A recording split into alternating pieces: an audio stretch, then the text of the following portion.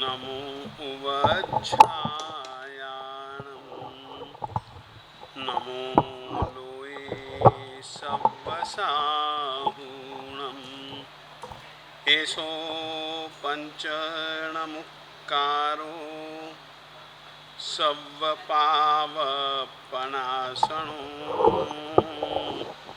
मङ्गलाणं च सव्वेशिं पढमं हवै मङ्गलम् नमो अरिहन्ताणं नमो सिद्धाणं नमो आयर्याणं नमो उवज्झायाणं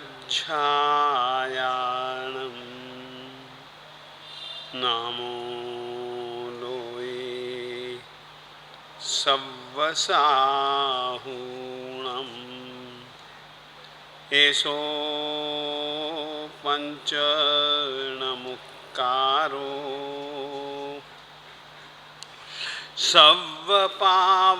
सव्वपावपणासनो मङ्गलाणं च सव्वेशिं परमं हवै मङ्गलम् नमो अरिहन्ताणं नमो सिद्धाणं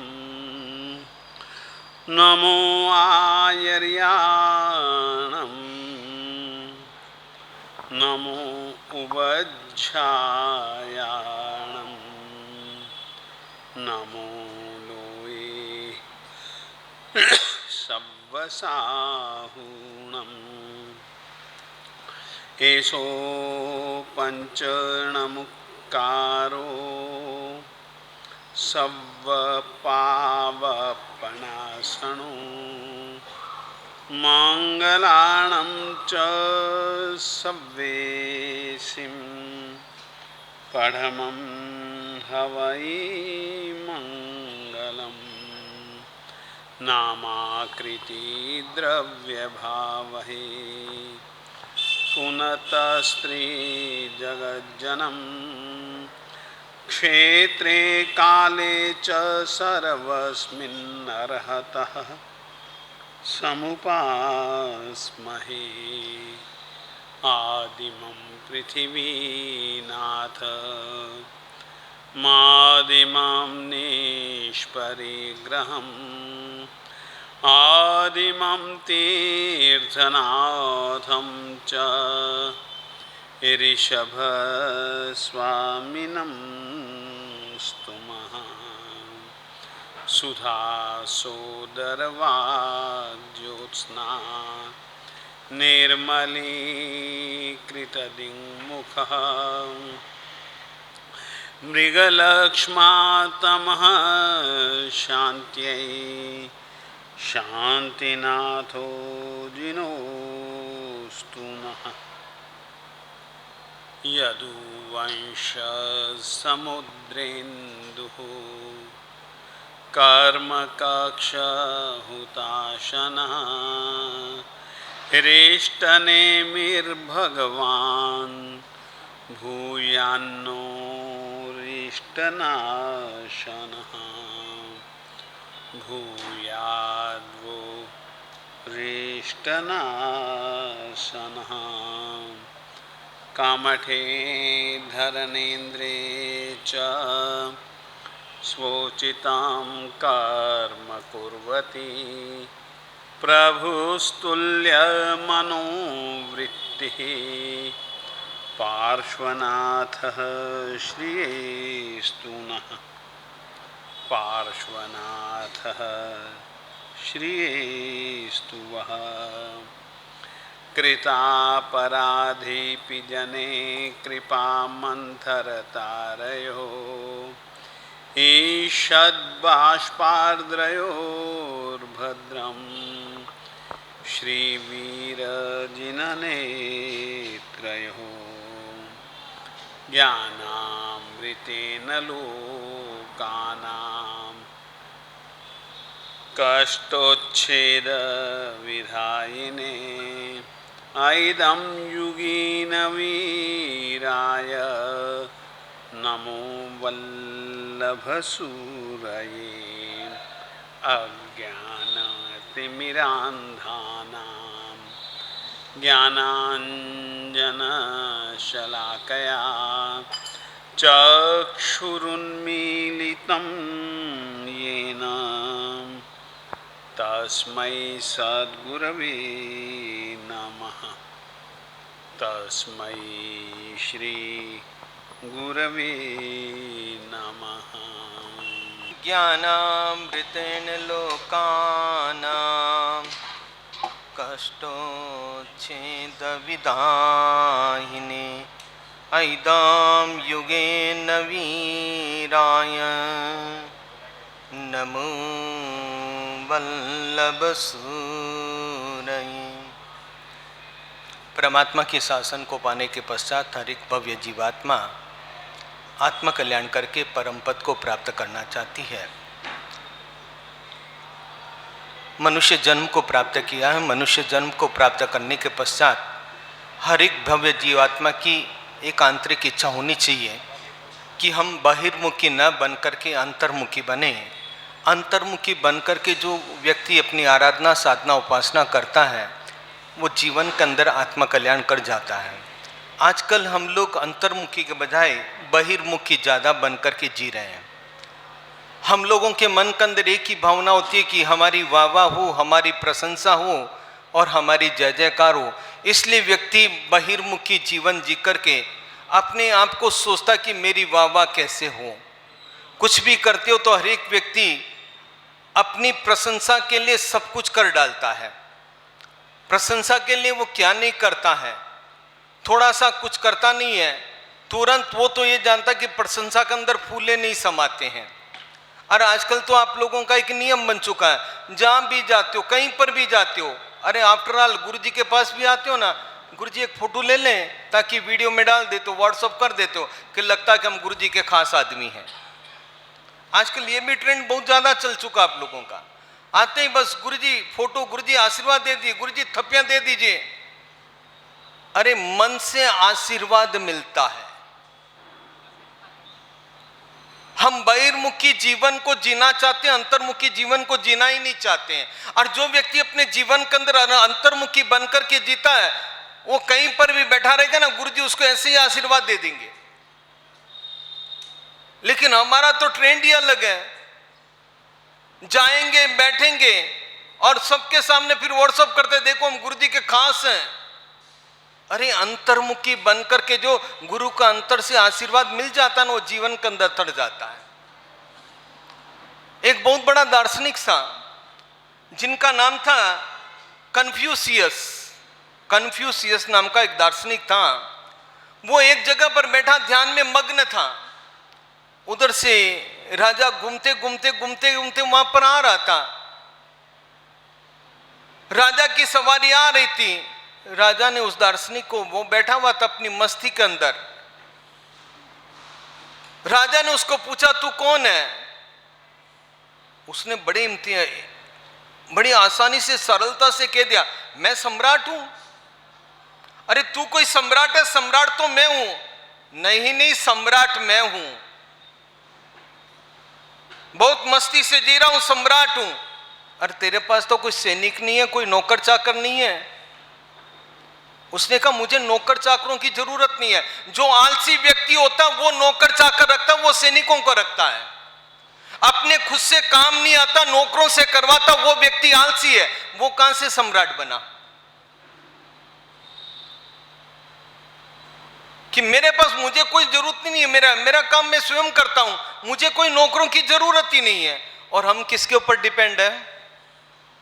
किसके ऊपर डिपेंड है? बोलिएगा, किसके ऊपर डिपेंड है? ये माताएं बैठी है सारी की सारी। घर में एक दिन वो मैड नहीं आए तो क्या हालत होती है आपकी? उस दिन आपका चेहरा देखने लायक होता है। सुबह सुबह मेड का 6 बजे 7 बजे फोन आ जाए, सेठानी जी आज मैं नहीं आऊंगी। फिर हम तो दूसरों के ऊपर डिपेंड है। वो कहता जो आलसी होता वो दूसरों के ऊपर डिपेंड होता। मुझे किसी भी प्रकार का कोई आलस ही नहीं है अपने जीवन के अंदर। उसने, सम्राट ने दूसरा प्रश्न किया, तेरे पास तो कोई सैनिक नहीं है, धन नहीं है, वैभव नहीं है। उसने कहा मुझे कोई धन सैनिकों की जरूरत ही नहीं है, मेरा इस दुनिया में कोई शत्रु ही नहीं है जिससे कि मैं सैनिक रखूं। जिसको शत्रु नजर आते हैं वो सैनिक रखते हैं। जिसको अपनी प्रशंसा करवानी हो वो 4-6 को पाल करके रखता है, जहां भी जाता उसकी जय जयकार करने के लिए। आज का ट्रेंड है ना ये, 4-6 चेले सांटियों को रख लेता है, जहां भी जाते अपने आका की जय जयकार करवाते रहते हैं वो। उसने कहा मेरा कोई शत्रु ही नहीं है दुनिया के अंदर। तेरे पास तो धन वैभव कुछ नहीं है, तू कहां से सम्राट बना? मुझे किस बात की धन वैभव की जरूरत है? जिसको संसार में रस है उसको धन वैभव की जरूरत है। मुझे कोई संसार में रहना नहीं, मुझे कोई संसार के प्रति कोई आसक्ति नहीं है जिससे कि मुझे कोई धन वैभव की जरूरत पड़े। और धन वैभव किसको चाहिए भैया? सुख समृद्धि किसको चाहिए? बोलो ना। हाँ, संसार में जिसको रस है उसको चाहिए, और जिसको संसार में रस ही नहीं है उसको धन वैभव की जरूरत क्या? आपको किस में रस है? क्या कभी सोचते हो? वो कन्फ्यूशियस बैठा रहा, दार्शनिक था, वो मन ही मन कहता है अरे जब तक तुम अंतर्मुखी नहीं बनोगे ना, बहिर्मुखी के अंदर जीवन जीते रहोगे, तब तक तुम कोई सम्राट कहलाने लायक नहीं हो। सम्राट तो वो होता जो अंतर्मुखी जी करके अपने आत्म कल्याण के लिए सोचता है। उसने कहा सम्राट मैं हूं, तू कहां से सम्राट है? राजा घर गया और घर जाने के बाद सोचता है, विचार करता है, क्या मैं सारा दिन सोने के पात्र में लोगों से भिक्षा ही मांगता रहूंगा? मेरे जितना आलसी कोई नहीं है। और आलसी न हो, आलसी है, आलसी होने के कारण मुझे लोगों की जरूरत पड़ती है, काम करने वालों की जरूरत पड़ती है। और हम कितने आलसी है भैया? आप लोग तो कोई आलसी हो ही नहीं लुधियाना में। हाँ, हो क्या? राजा कहता वो कितना अच्छा, वो मैं तो सम्राट नहीं, सम्राटों का सम्राट वो है जिसने मुझे रास्ता दिखा दिया। बहिर्मुखी में कुछ भी नहीं है। बहिर्मुखी के अंदर सत्ता समृद्धि पद पा लोगे, और पद पाने के बाद आप 10-20 नौकर चाकर रख करके आप अपनी सत्ता का उपयोग करते हो। इससे कहां आपको अंतर्मुखी जागरण हुआ? अंतर्मुखी आत्मा ही अपने आत्मा कल्याण कर सकती है, बहिर्मुखी आत्मा कभी भी कल्याण नहीं कर सकती है। अपने जीवन के अंदर सोचना चाहिए कि हम लोग अपने जीवन के अंदर अंतर्मुखी जीवन को जी रहे हैं या बहिर्मुखी जीवन को जी रहे हैं। कौन से जीवन को जी रहे हो भैया आप लोग? कौन से जीवन के अंदर? व्यक्ति को मन के अंदर लगना चाहिए कि नहीं, मुझे अंतर्मुखी बन करके अपने जीवन को जीना है। आज बहिर्मुखी होकर के हम अपने अपना प्रदर्शन जरूर करते हैं, प्रदर्शन करके हम वाहवाही चाहते हैं, वाहवाही ऐसे नहीं मिलती है। अंतकरण के अंदर जब आपका अंतकरण जागृत नहीं होगा ना, तब तक आप जीवन के अंदर कुछ भी नहीं पा सकते हो। व्यक्ति का अंतकरण जगना चाहिए। अंतर्मुखी बनता ना, वो जीवन के अंदर सब कुछ पा जाता है। आज हम कितने अंतर्मुखी हैं या बहिर्मुखी है भैया? कैसा जीवन जी रहे हैं? आप चाहे संसार के अंदर सफल बन जाओगे तो कोई चिंता नहीं, बन जाओ सफल, लेकिन उसके पीछे 2 शब्द लगे हुए हैं। सफलता के पीछे भी 2 शब्द लगे हुए हैं। क्यों? हर एक सिक्के के पीछे 2 पहलू होते हैं। एक तो है संसार की सफलता के पीछे सबसे बड़ा कारण एक तो विनाशी और एक क्षणिक। जिसको आपने इकट्ठा करके रखा, जिसके लिए कर रहे हो, एक न एक दिन तो विनाश होगा ही होगा। और जो भी आपके पास है वो क्षणिक भी हो सकता है, और आप इसके अंदर फूल रहे हो। इसलिए अपने जीवन के अंदर अंतर्मुखी बनकर के जिएगा। अगर विनाशी और क्षणिक को अपने अंतर्मन के अंदर खुदा करके रख डाला तो निश्चित व्यक्ति अंतर्मुखी बनने की कोशिश करेगा। क्या आज की तारीख के अंदर हम अंतर्मुखी हैं?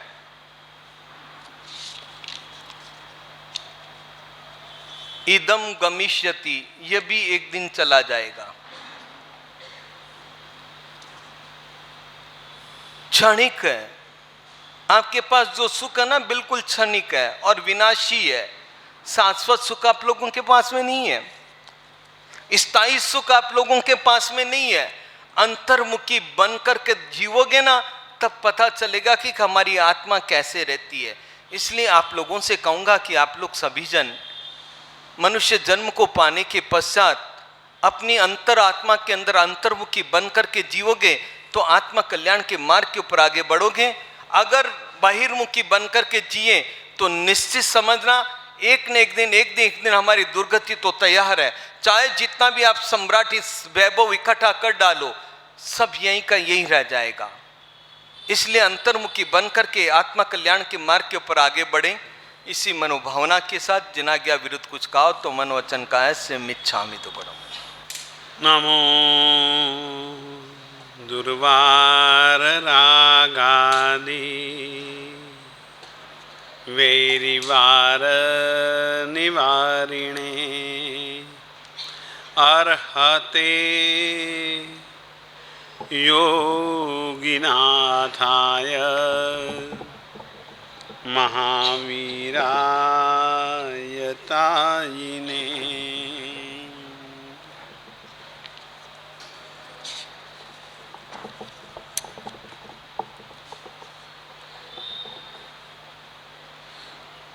सोपरेद्युर ग्रीष्म ऋता उष्णांशु करदारुणे प्रतिमार्गम पांथपाद नखंपचरजश्चये स्वेदार्द्री भूत सर्वांग मललिप्तांशुकद्वयः तृष्णार्तो चिन्तयदिति चारित्रावरणोदयात्। श्रमण भगवान महावीर स्वामी जी की जिंदगी, उनका चारित्र,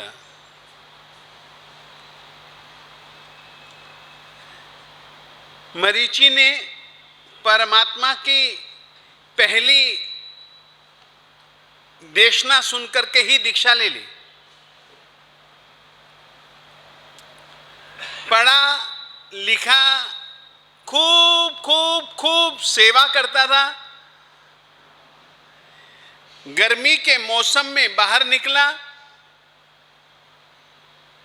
वापिस जब लौटा तो पसीने से सारा शरीर तरबतर था। इतनी गर्मी, इतनी गर्मी, इतनी गर्मी, बेचैन हो गए। सोचने लगा, दीक्षा तो मैंने जिंदगी भर के लिए ली, इस प्रकार की परेशानी में कब तक जीता रहूंगा।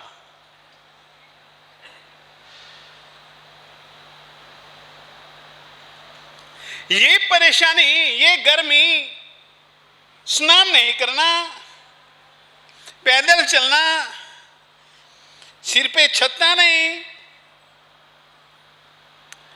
जीना मुश्किल हो जाएगा। आर्त ध्यान, रौद्र ध्यान में जीना तो साधुता नहीं है।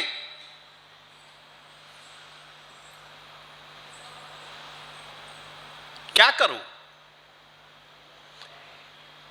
ये भाव दशा उसकी क्यों आई, इसका मूल कारण क्या? फिर से कहना चाहता हूं, ये भाव दशा उसके मन में क्यों आई, इसके लिए कलिकाल सर्वज्ञ हेमचंद्र गुरु जी महाराज साहेब जी ने एक कारण बतलाया। हमें दीक्षा तक का विचार क्यों नहीं पैदा हो रहा? संसार से तो दुखी दुखी हैं, संयम से चित्त क्यों नहीं लग पा रहा? उसका कारण भी उसी में से ही अपने को ढूंढेंगे, मिल जाएगा। सबसे पहले मैं कहानी को आगे बढ़ाऊं, उस कारण की चर्चा कर लूं, और उस कारण के लिए बहुत अच्छे शब्द दिए, चारित्रा वर्णोदयात्। शब्द है चारित्रा वर्णोदयात्। ये तीन शब्द हैं, चारित्र, आवरण और उदयात्। चारित्र को आवृत, ढकने वाले कर्मों के उदय होने के कारण से चारित्र को मलिन करने वाले विचारों में वह मरीचि की आत्मा बह गई।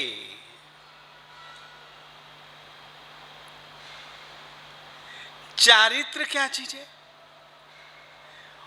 और जैन परंपरा में सबसे ज्यादा अगर मुख्यता किसी गुण की है तो वो चारित्र की है। सोचो, स्वयं परमात्मा दीक्षा लेते हैं, चारित्र ग्रहण करते हैं। चारित्र धर्म का, यति धर्म का पालन करते हैं।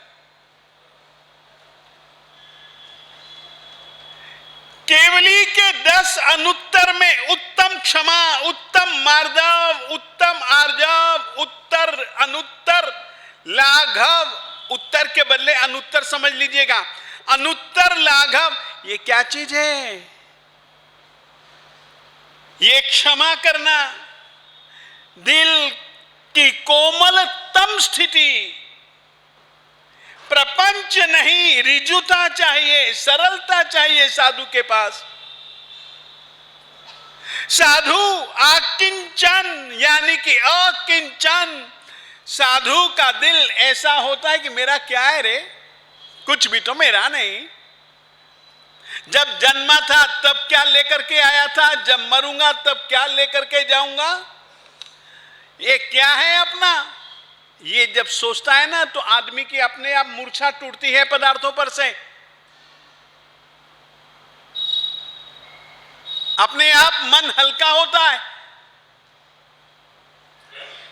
इसका भाव दशा इसीलिए बदल गई कि चारित्र को आवृत करने वाले कर्मों का उदय हुआ। चारित्र क्या चीज है? चारित्र एक प्रक्रिया है अमुक अमुक रीति से जीने की, और उस ढंग से यदि जिएंगे तो चाहे रिक्त जो मैंने कर्मों का संचय किया है जन्मों जन्मों से, वो रिक्त हो जाएगा, खाली हो जाएगा। तो चारित्र कर्म क्षय की पद्धति है। जो कर्मों का क्षय चाहते हैं उनका चारित्र वे निर्मल रूप से जिएंगे।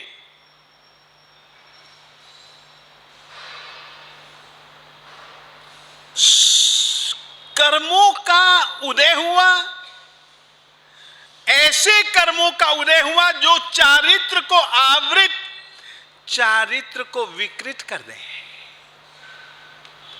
चारित्र मोहनीय कर्म के उदय से ही ऐसी भाव दशा मरीचि की बनी, परंतु था बड़ा प्रामाणिक, विचार करता है साधु धर्म का पूर्ण रूपेण पालन तो अशक्य है। चारित्र के बिना अब चारित्र छोड़ा नहीं जा सकता। भरत चक्रवर्ती का बेटा है, आदिनाथ स्वामी जी का पोता है।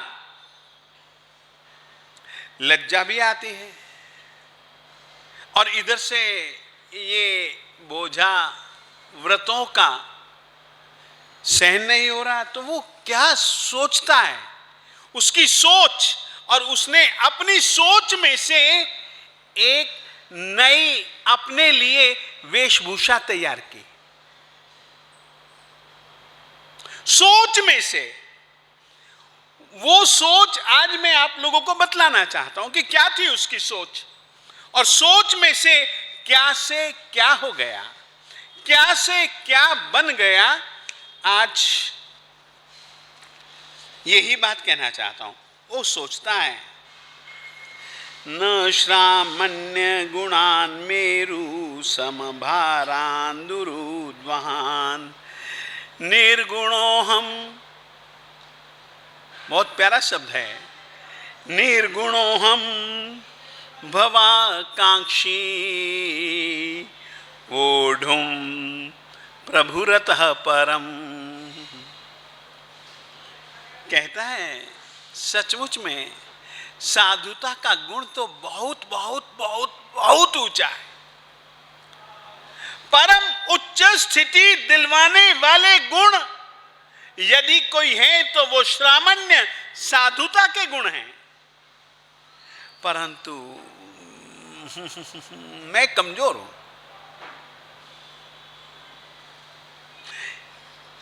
मेरू पर्वत के समान भारी ऐसे गुणों को वहन करने में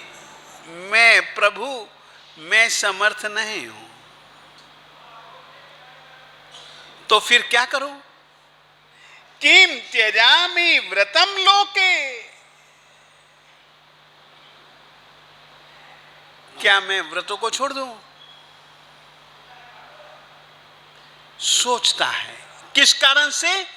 ये चारित्र को आवृत, चारित्र को विकृत करने वाली यह जो मनोदशा, इस मनोदशा के पीछे जो कारण है वे कारण है कर्म। कर्म में भी किस तरीके के कारण, किस तरीके के कर्म? चारित्रावरण, चारित्र मोहनीय।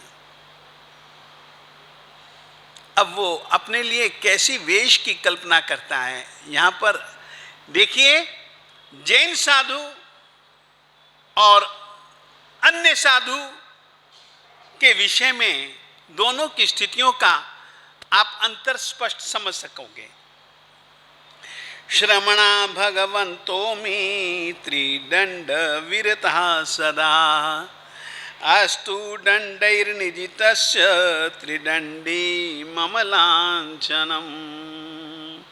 साधु महात्मा, जैन साधु, श्रमण भगवान महावीर स्वामी जी के, श्रमण भगवान श्री आदिनाथ स्वामी जी के, 24 तीर्थंकरों के साधु, उनका नियम है त्रिदंड विरतः। मनोदंड, वचन दंड, काय दंड, इन 3 दंडों से विरत होते हैं। मैं तो मनोदंड, वचन दंड, काय दंड से विरत नहीं हूं। इसीलिए मैं अपने हाथ में त्रिदंड रखूंगा।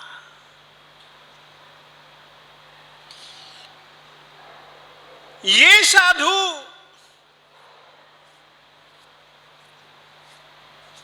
लुंचन करते हैं। लुंचन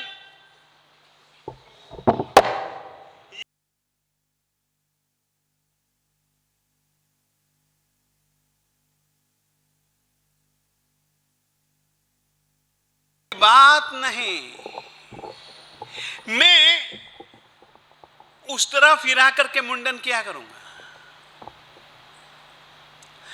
पूरी साधुता का त्याग नहीं करना चाह रहा है।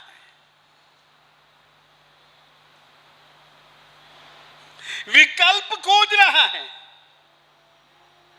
विकल्प भी कितने सही। फिर वो आगे कहता है, महाव्रत धरा चामी ये साधु तो महाव्रतों को धारण करते हैं, धन्य धन्य हैं। आदिनाथ स्वामी जी के साधु,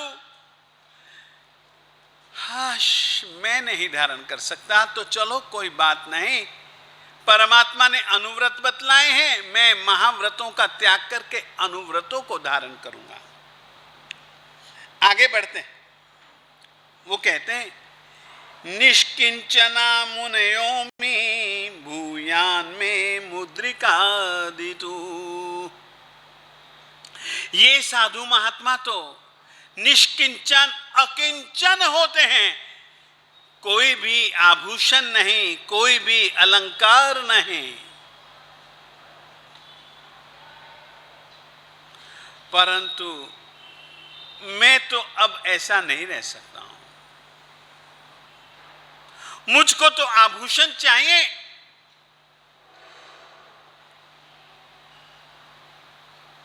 मैं आभूषण बिना नहीं, तो उसने कहा मैं कुछ अंगूठी इत्यादि पहन लिया करूंगा। फिर वह कहता है उपानद रहिताश्चामि संचरन्ति महर्षय। ये महर्षि जीवों की हिंसा न हो जाए, इस कारण से उपानद जूतों से रहित हैं। इनका तो नियम है, सूक्ष्म या बादर किसी भी त्रस या स्थावर किसी भी जीव की हिंसा नहीं, मगर मेरे तो पैर तपते हैं,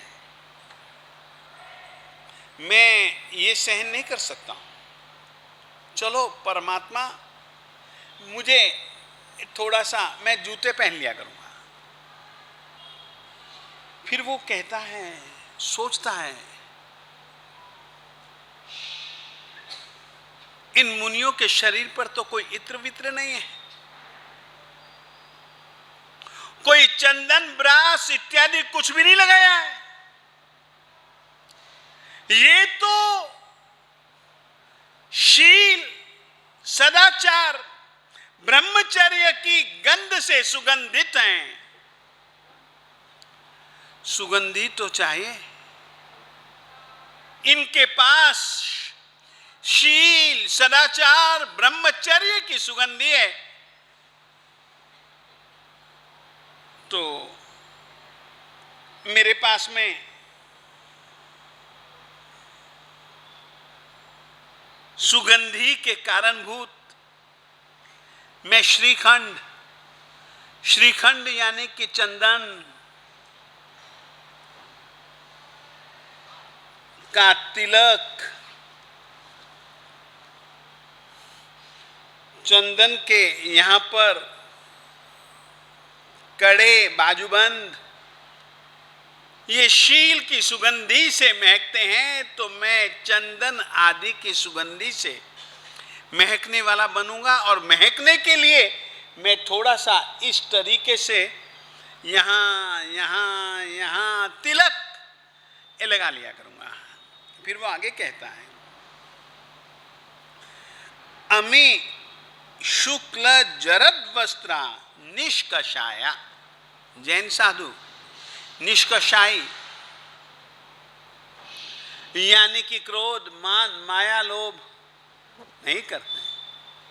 निष्कषाई कहते, मैं तो कषाय करता हूं, स्वीकारता है। ये साधु महात्मा कभी नए कपड़े नहीं पहनते, जरद, फटे, पुराने, जीर्ण शीर्ण कपड़े पहनने वाले ये।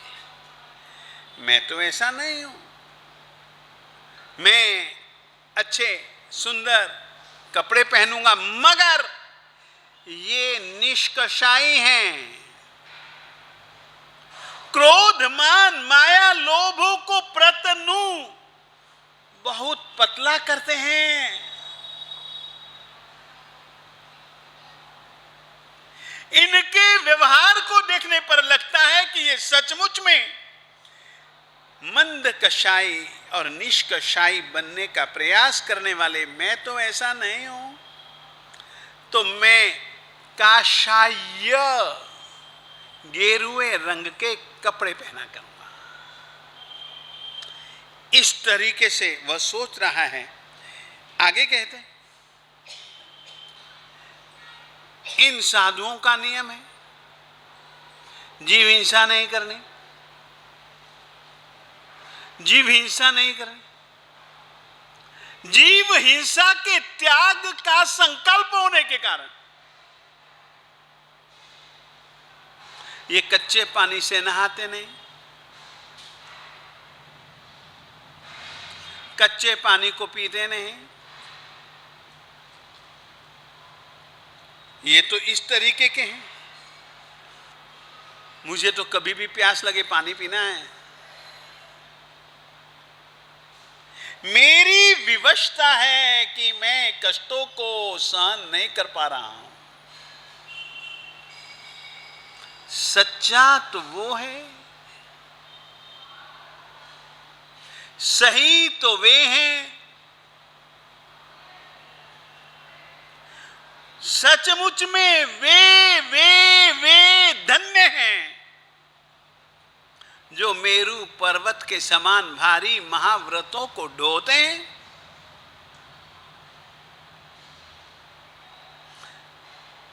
मैं कमजोर हूं। एक तरफ उनकी महत्ता, उनकी सच्चाई, और इधर से अपने आप की सच्चाई, इसकी जब वह तुलना करता है तो खुद के लिए एक नए वेशभूषा की कल्पना कर रहा है। वे निष्कषाई हैं, मैं सकषाई हूं। कषाय वाले होने की निशानी के रूप में मैं काषाय यानी कि गेरुए रंग के कपड़े पहना करूंगा। और वे तो सर्वथा कच्चे पानी का त्याग करते हैं, वनस्पतियों का त्याग करते हैं। मैं परिमित जल, परिमित वनस्पति का उपयोग कर सकता हूं। इस तरीके से क्लेश कातर जो भगवान महावीर स्वामी जी की आत्मा, वह कष्टों से दुखी दुखी बनी हुई, कष्टों से डरू डरू बनी हुई, इस तरीके से मरीचि के भव में जैन साधु वेश का त्याग करके सकारण वह इस वेश की कल्पना करती है और इस वेश को धारण करती है। मगर बोलने में बड़ा माहिर आदमी था।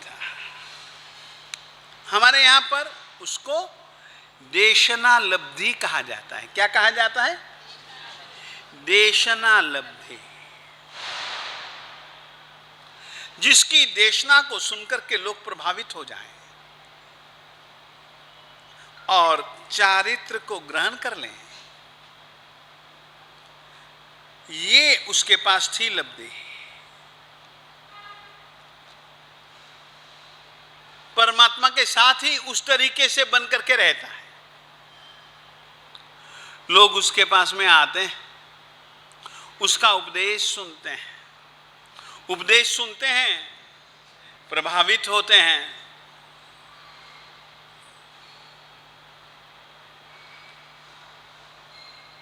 इस तरीके से समय गुजर रहा है। इसकी देशनालब्धि से कई जन दीक्षा के लिए तैयार होते हैं, तो यह परमात्मा के पास में भेजता है और परमात्मा उनको दीक्षा भी देते हैं।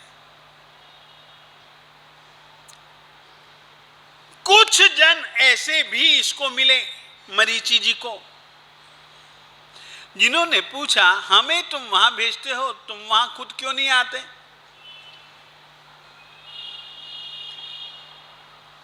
धर्म क्या यहां नहीं है?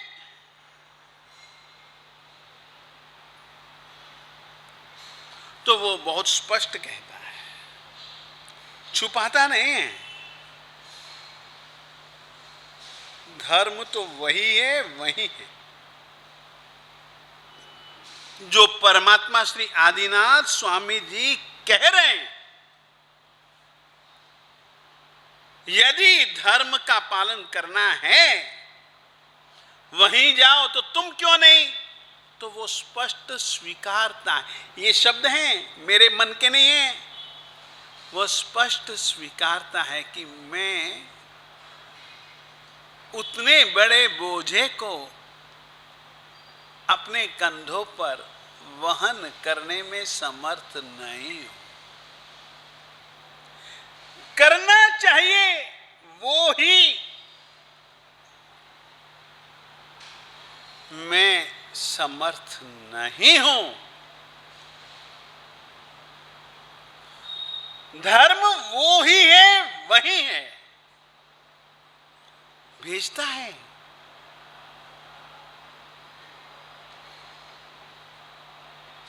परमात्मा के साथ इस तरीके से विचरते विचरते उसने कई कई साल बिता दिए। परमात्मा ने भी कुछ कहा नहीं। क्यों नहीं कहा?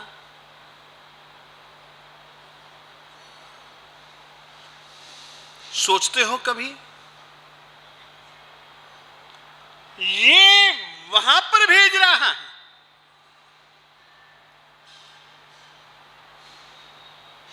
खुद का असामर्थ्य प्रकट कर रहा है। परमात्मा ने नहीं कहा।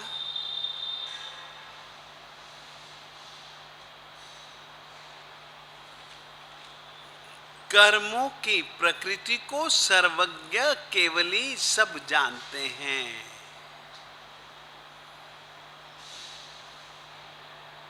परमात्मा जानते हैं कि इसका ऐसा ही होने वाला है, ये ऐसा ही करने वाला है। इसीलिए परमात्मा भी चुप। एक बार क्या हुआ, परमात्मा के साथ ये विचरता है, जहां जहां परमात्मा वहां वहां मरीचि। ऐसी स्थिति बनी है। और ऐसे समय पर एक बार देवादिदेव परमात्मा आदिनाथ स्वामी दादा विनीता नगरी में आए। विनीता नगरी में समवसरण लगा।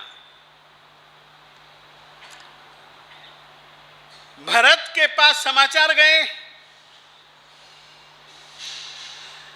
भरत प्रजा के साथ, चतुरंगिणी सेना के साथ परमात्मा के पास आता है। देशना सुनता है। देशना सुनने के बाद खड़ा हुआ। खड़े होकर के भरत चक्रवर्ती ने कहा, साहिब आप सर्वज्ञ हैं, सर्वदर्शी हैं। मैं जानना चाहता हूं। और वो क्या जानना चाहता है भरत चक्रवर्ती? यहां पर शब्द हैं, साहिब अभी तो आप हैं, अभी तो मैं हूं। आप तीर्थंकर हैं, मैं चक्रवर्ती हूं। क्या बलदेव, वासुदेव, अरिहंत और चक्रवर्ती और होंगे? परमात्मा ने कहा हां होंगे। साहेब कृपा करो ना, उनका स्वरूप बतलाओ।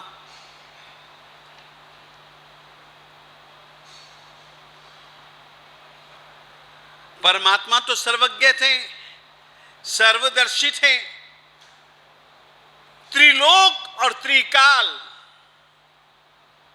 तीनों लोकों के जितने भी द्रव्य हैं तीनों लोकों में, उसको परमात्मा, उसकी परमात्मा त्रिकालवर्ती, वर्तमान काल में उसकी क्या पर्याय, भूतकाल में उसकी क्या पर्याय थी और भविष्य काल में उसकी क्या पर्याय होगी, परमात्मा जानते थे। तो परमात्मा ने भरत चक्रवर्ती के सवाल के उत्तर में तीर्थंकरों की जिंदगी, बलदेवों, वासुदेवों और चक्रवर्तियों की जिंदगी जो होने वाले, उस सब का वर्णन परमात्मा ने किया। चक्रवर्ती भरत के दिल में सुनने के बाद एक सवाल पैदा हुआ, एक सवाल पैदा हुआ और उसने कहा साहेब आप श्री जी के सामने 12 पार्षदा है,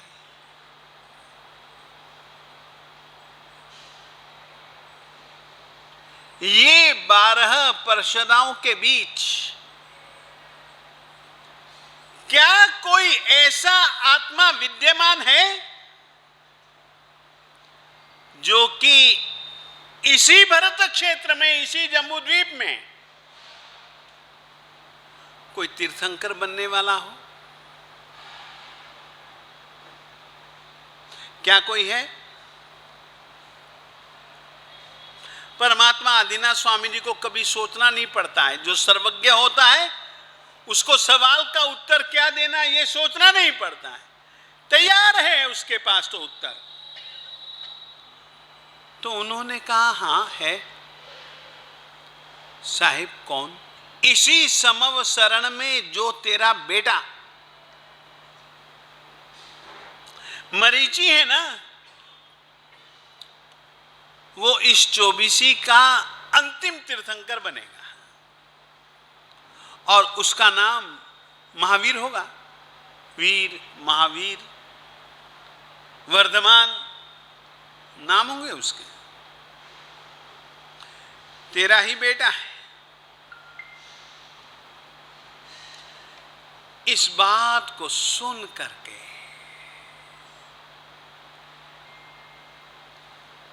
भरत बड़ा खुश हुआ। खुश होकर के उसने परमात्मा को विधिवत वंदना की, चल पड़ा, आया मरीचि के पास।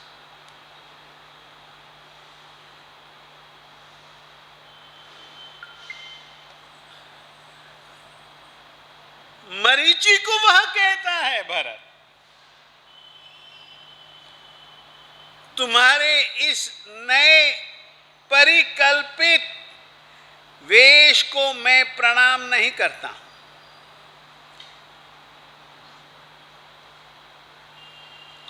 तुम्हारे विषय में तुम्हारे दादाजी ने कुछ मुझको बताया है। तुम पहले वासुदेव बनोगे त्रिपृष्ठ नाम के,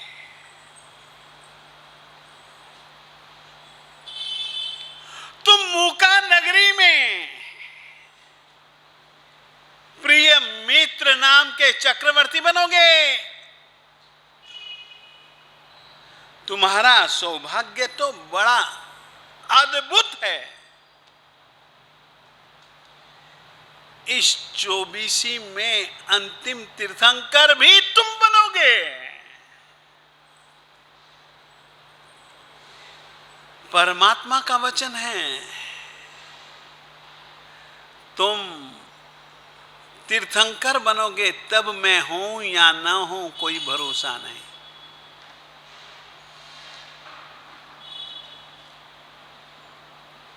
उस स्थिति को याद करके मैं तुमको प्रणाम करता हूं। सोचिए, त्रिदंडी वेशभूषा, उसके विषय में कहने वाले तीर्थंकर की आत्मा, इस समय तो वह तीर्थंकर नहीं है।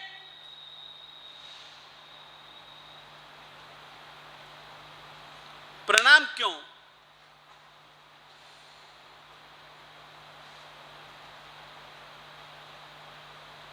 कोई बतलाएगा?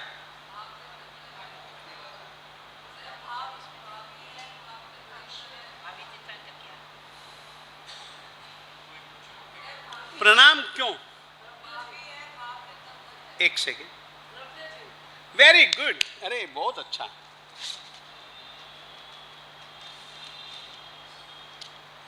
बहन,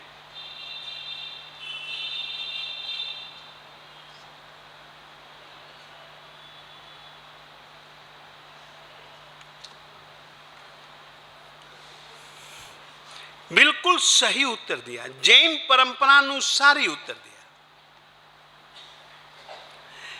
जैन परंपरा में निक्षेप कई माने जाते हैं। 4 निक्षेप प्रमुख हैं: नाम, स्थापना, द्रव्य और भाव।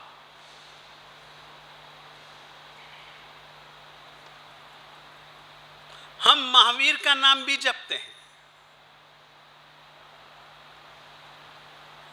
अभी तो महावीर जी हैं नहीं, परंतु दिल दिमाग में किसने आपने किसको बिठा रखा है? महावीर स्वामी जी को। नाम उनका महावीर है, इसीलिए महावीर के नाम से उस आत्मा का संबंध है।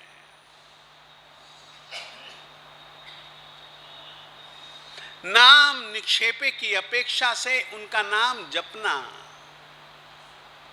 हमारे लिए कर्म क्षय का कारण है, नाम के कारण से। परंतु दिल दिमाग में वो महावीर जी होने चाहिए जिनका 2550वां निर्वाण वर्ष चल रहा है।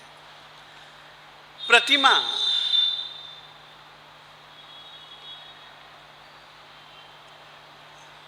ये कौन से महाराज जी हैं?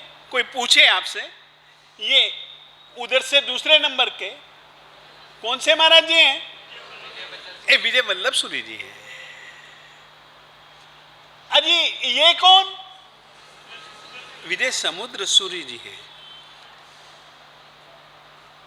ये आप कैसे कह सकते हैं कि ये विजय वल्लभ गुरु जी हैं, ये विजय समुद्र गुरु जी हैं, वे गुरु आत्म जी हैं, ये गुरु विजय इंद्रदिन्न सूरी जी हैं, ये विजय गुरु रत्नाकर सूरी जी हैं? किस तरीके से, किस कारण से आप कह रहे हो? ये तो वो हैं, मैं इनको वल्लभ सूरी को नहीं, महाराज आप गलत बोल रहे हो, वल्लभ सूरी जी नहीं, ये रत्नाकर सूरी जी है कहते हो ना। किस कारण से? स्थापना निक्षेप के कारण से। द्रव्य निक्षेप से किसको कैसे हम कह सकते हैं, वो भी मैं आपको बता। जो बहन ने उत्तर दिया ना, द्रव्य निक्षेप, वो इस तरीके से वर्तमान काल में वे महावीर नहीं हैं, मगर भविष्य काल में होने वाले हैं।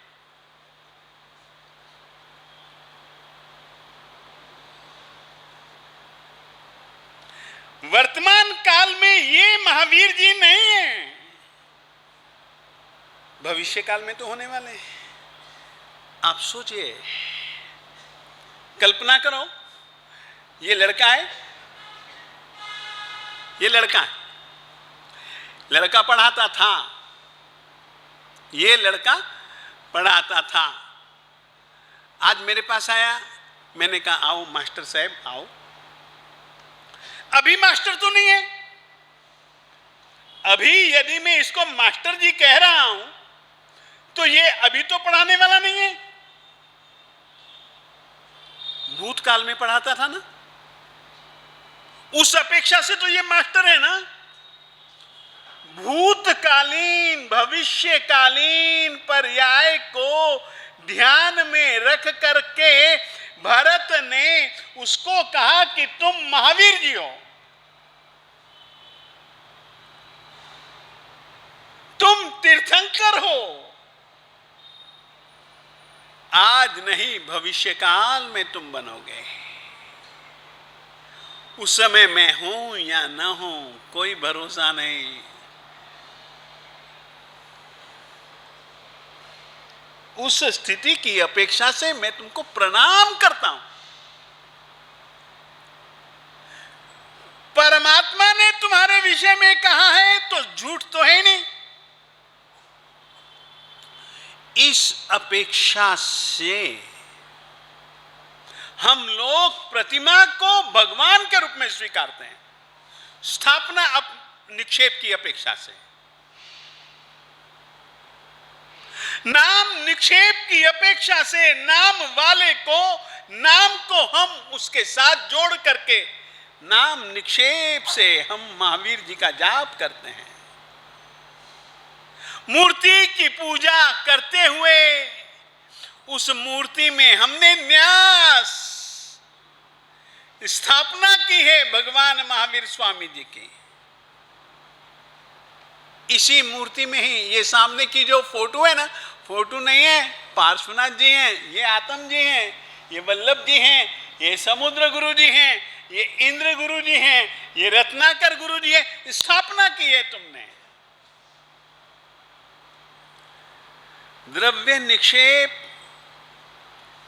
वर्तमान काल की नहीं, भूतकाल की, भविष्य काल की अवस्था का मैं उसमें साक्षात्कार कर रहा हूं। ये द्रव्य निक्षेप, भाव निक्षेप। जिस समय वे समवसरण में बैठ करके देशना दे रहे हैं, उस समय वे सचमुच में, हाँ, और ये कौन उपदेश दे रहे? तीर्थंकर महावीर स्वामी जी। तीर्थंकर हम उस समय कहेंगे। क्यों? क्योंकि समवसरण में तीर्थंकर ही बैठ करके देशना देता है, या फिर गणधर भगवंत ही देशना देता है।